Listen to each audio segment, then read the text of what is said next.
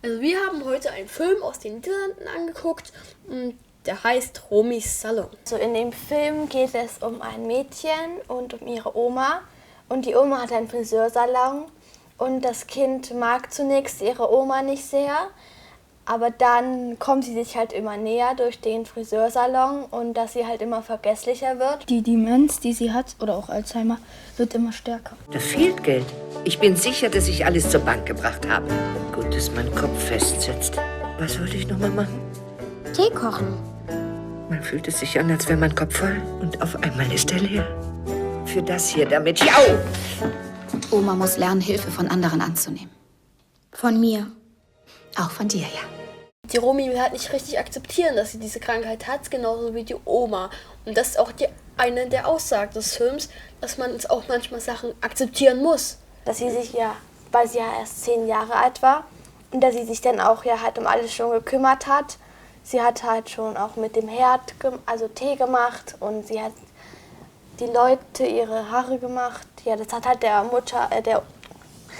Oma auch gut geholfen. Ich fand es sehr realistisch, wie alles dargestellt war, von den Personen hin zu der Grundidee.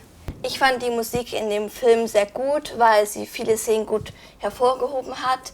Aber in manchen Szenen hat die Musik halt nicht wirklich gut dazu gepasst. Die Kostüme waren gut, nicht irgendwie übertrieben, es war schon realistisch. Man hat gemerkt, das ist eine normale Person. Wie war eigentlich der erste Eindruck nach dem Film? Da der Film jetzt ziemlich langatmig erschienen ist, auch endlich vorbei, erstmal so.